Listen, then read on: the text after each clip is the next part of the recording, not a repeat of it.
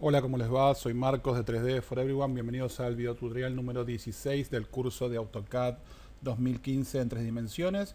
Vamos a seguir tratando el tema superficies o mallas.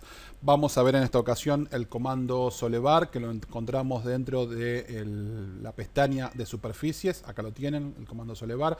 Yo he preparado dos estructuras alámbricas que me van a permitir entonces aplicar este comando. Es importante que entiendan que este comando funciona bien tanto sea con estructuras o mallas que están abiertas o cerradas, y que cuando están cerradas podemos generar sólidos, ¿sí? O podemos generar simplemente una superficie.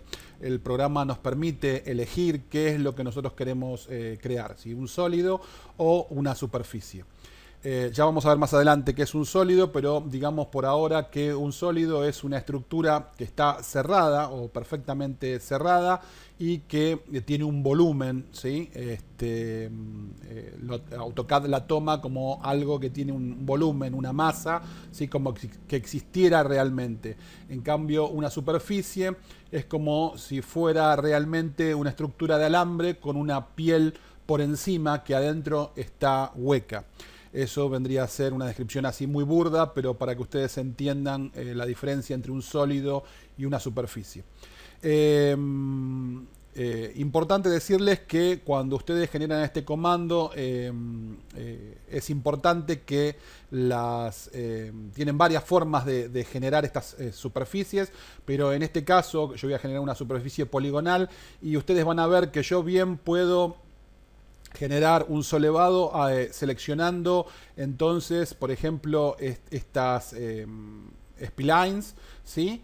Y la máquina me va a ir generando un solevado, o me va a ir generando una piel o una superficie sobre esa selección, pero también puedo, si quiero, indicarle unas guías o inclusive una trayectoria para modificar entonces cómo se traza esa superficie sobre el camino que yo fui eligiendo. Lo vamos a ver acá. Creo que más que explicarlo, mejor es que lo veamos. Vamos a elegir solevar. Lo primero que me va a preguntar solevación, fíjense que me va a decir si quiero unir varias aristas, quiero cambiar el modo o el punto. Si nosotros ponemos modo, ¿sí? MO, ¿sí? Fíjense lo que me da para elegir es si yo quiero crear un sólido o una superficie. O sea, la máquina me deja elegir si yo quiero crear un sólido o una superficie. En este caso, como lo que yo estoy creando es algo abierto, no es algo que esté cerrado, siempre va a ser una superficie, no importa lo que yo seleccione. Pero si yo estuviera creando una esfera, por ejemplo, ¿sí? Con este comando, y la esfera está cerrada, completamente cerrada, o sea, o el resultado final va a ser una esfera que esté completamente mallada o cerrada, entonces sí podría decir si quiero un sólido o una superficie. En este caso voy a elegir superficie, y lo que voy a ir seleccionando, lo vamos a hacer acá primero, es entonces las secciones que yo quiero que vayan componiendo mi solevado. Fíjense en que a medida que yo las vaya seleccionando, el comando va a ir entonces tomando control, formando la malla como considera que yo quiero que esa malla se vaya creando. Como posiblemente no sea específicamente como yo quiero, ¿sí? O sea, que la forma que la máquina lo interpreta no sea la que yo quiero, es que yo puedo generar estas transversales, o que yo puedo generar entonces algún tipo de geometría que permita indicar el camino o la forma que yo quiero que tenga esta malla.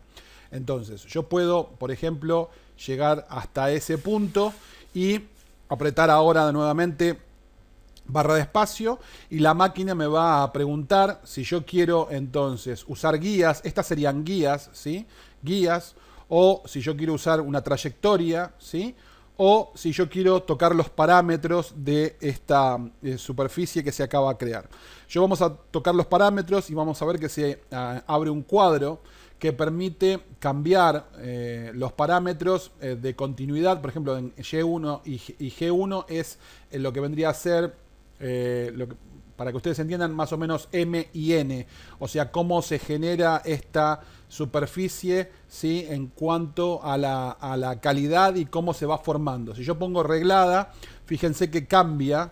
Fíjense, vamos a poner entonces ajuste suave, ¿sí? Y fíjense que hay un pequeño cambio. Fíjense que acá está recta y acá está suavizada.